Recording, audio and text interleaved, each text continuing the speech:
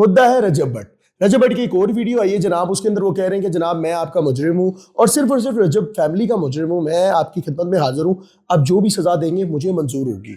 होता क्या है जनाब, उनके ऊपर जो भी केसेस चल रहे होते हैं उस दौरान वो मुल्क से बाहर गए, मुल्क वापिस आए और उनकी एक फैमिली प्रॉब्लम्स चल रही थी, उनकी अज़दवाजी ज़िंदगी भी कुछ खास अच्छी नहीं चल रही थी, उससे रिलेटेड भी उनकी चैट्स लीक हो रही थी, उनका जो एक साला है ऑन शेख उससे रिलेटेड भी चैट्स लीक हो रही थी, कहा यह जा रहा था कि वो इनके अगेंस्ट है, ये उनके अगेंस्ट है। उसी दौरान कुछ वॉइस नोट लीक हो गए और कहा जा रहा है कि जनाब ये जो ईमान है रजब भट्ट की जो वाइफ है उनके वॉइस नोट है, उसके अंदर वो कह रही थी बड़ा रो के कि अम्मी उनसे कहें अल्लाह का वास्ता है कि अपने व्लॉग्स के अंदर किवान का जिक्र ना किया करें, मेरे बच्चे को ये ले बैठेंगे ये व्लॉग्स और लोगों की नज़रें, तो मैं नहीं चाहती। मैं बड़ी मुश्किल में मन्नत तो मुरादों से मैंने अपने बेटे को माना है और अल्लाह ने मुझे ये बच्चा दिया है, ठीक है। रजब भी उसके वालिद हैं, जब वो बच्चा पैदा हुआ रजब भट्ट तो वहाँ पर मौजूद ही नहीं थे और वो दूसरे मुल्क में बैठ के सिर्फ और सिर्फ विश कर रहे थे और दुआ कर रहे थे कि मैं अपने बेटे के पास पहुंच जाऊं। इतना दिल कर रहा है कि मैं जनाब किवान भट्ट साहब के पास पहुंच जाऊं, अपने बड़े प्यार से अपने बेटे को बुलाते हैं।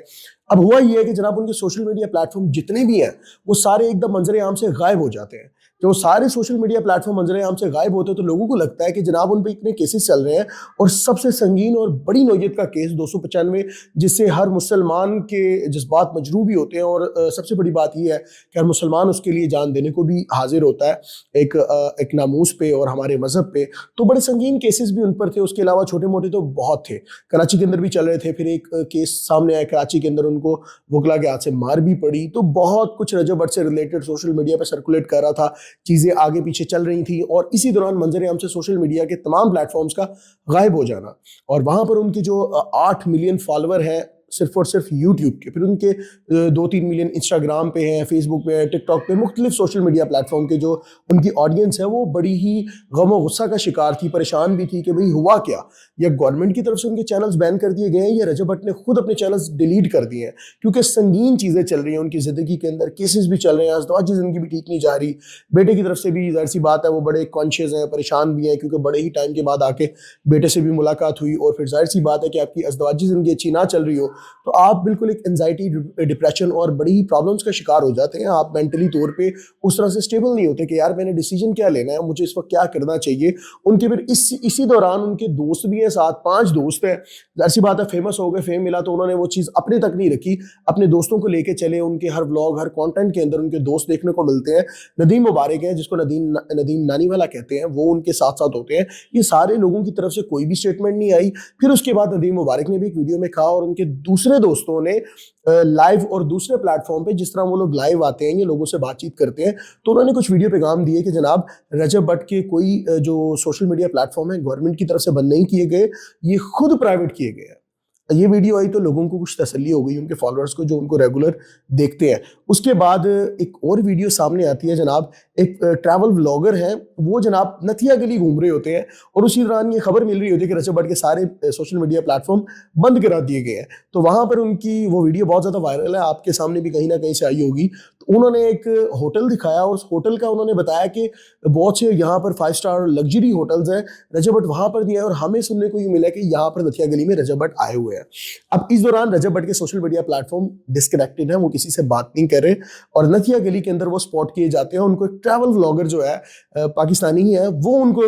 ढूंढ निकालता है। वो जिस तरह किस तरह करके उनकी वीडियो बनाता है, सबसे पहले तो हैदर शाह को देखता है, उसके पास जाता है और पूछता है कि आप लोग, मुझे लग रहा है कि चेकआउट कर रहे हैं। उनकी गाड़ी दिखाता है कि इनकी गाड़ी खड़ी हुई है, वो कहते हैं जी हम बिल्कुल चेकआउट कर रहे हैं, कंटेनर्स बने हुए, बड़ा यूनिक स्टाइल का वो होटल है। अंदर ही रजब भट्ट से लॉबी में मुलाकात होती है। फिर वो पूछते हैं, रजब भट्ट की जो फेस एक्सप्रेशन है ना वो बड़ी डिफरेंट है। वो आम रूटीन में जिस तरह लोगों से बात करते हैं, जिस तरह लोगों के सामने प्रेजेंट करते हैं, लोगों को एंटरटेन करते हैं, उनकी जो सिचुएशन थी ना देखी जा सकती थी वैसी नहीं थी। उनके फेस एक्सप्रेशन थोड़े से डिफरेंट थे। या तो एक मेंटल पीस ढूंढने वो गए हुए थे नेचर में कि यार वहां चला जाऊंगा तो मेंटली तौर पे थोड़ा सा सुकून मिल जाएगा और उसके बाद सोचा जा सकता है कि हम इस पर क्या करेंगे। उसमें जो व्लॉगर है उन्होंने उनसे क्वेश्चन भी किया कि आप सोशल मीडिया प्लेटफॉर्म से गायब हो गए हैं, आपने अकाउंट डिलीट कर दिए या आपके अकाउंट्स गवर्नमेंट की तरफ से डिलीट हो गए, क्योंकि आप पे तो बहुत ज्यादा केसेस हैं और आप तो इस वक्त बड़े मुश्किलात से दो चार हैं। तो उन्होंने कहा नहीं, गवर्नमेंट ने क्यों मेरे सोशल मीडिया प्लेटफॉर्म्स डिस्कनेक्ट करने, डिलीट करवाने, ऐसा कुछ भी नहीं है।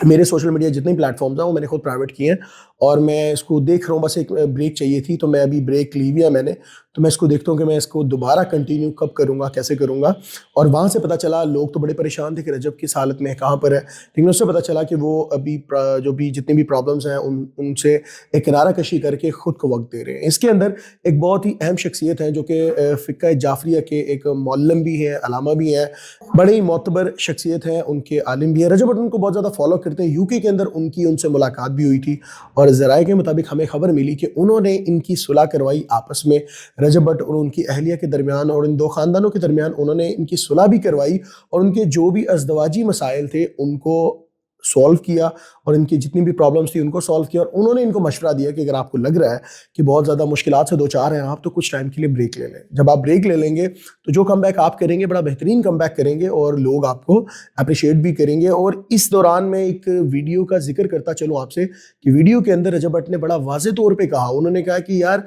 मैं नहीं जानता कि मेरे साथ कौन ऐसे लोग हैं जो चाहते हैं कि मेरी ज़िंदगी बर्बाद हो जाए, मैं कर्जे के नीचे आ जाऊँ, मैं बाहर निकलूँ तो मुझे कोई पहचाने ही ना कि मैं कौन हूँ। अगर अल्लाह ने मुझे इज़्ज़त दी है, पैसे दिए हैं, शोहरत दी है, सुकून दिया है, तो वो लोग मेरा सुकून ख़राब करना चाहते हैं और मुझे नहीं पता वो कौन लोग हैं। अब सवाल ये है कि आपको नहीं पता तो फिर किसी को भी नहीं पता कि वो कौन लोग हैं जो आपके पीछे पड़े हुए हैं, जो आपका सुकून छीनना चाहते हैं। वो चाहते हैं आप गरीब हो जाएँ और आपके दुश्मन हैं वो लोग, तो वो लोग कभी आपको मिले तो आप हमें भी बताइएगा। मुझे तो नहीं लगता कि अगर किसी को अल्लाह इज़्ज़त दे, अगर किसी को अल्लाह रखे तो उसको कोई इंसान नुकसान पहुँचा सकता है। तो बस अभी तक के लिए इतना ही कि रजब भट्ट के जो सोशल मीडिया प्लेटफ़ॉर्म है अभी उन्होंने प्राइवेट किए हुए हैं और वो मेंटली तौर पे अभी एक पीस लेने के लिए उन्होंने एक ब्रेक लिया है कि यार मैं अभी आऊँगा, ज़रूर आऊँगा। और लोगों के लिए अपनी रजब फैमिली के लिए एक पैगाम भी दिया कि मैं माज़रत करता हूँ आप लोगों से, मैं आपका मुजरिम हूँ और मैं आप लोगों की खिदमत में हाज़िर हूँ। आप जो सज़ा देंगे मुझे मंज़ूर होगी। देखते हैं रजब भट्ट अपने सोशल मीडिया प्लेटफ़ॉर्म कब दोबारा कंटिन्यू करते हैं और अपने जितने भी उनके फैन्स हैं उनको दोबारा एंटरटेन कब करते हैं। Stay tuned.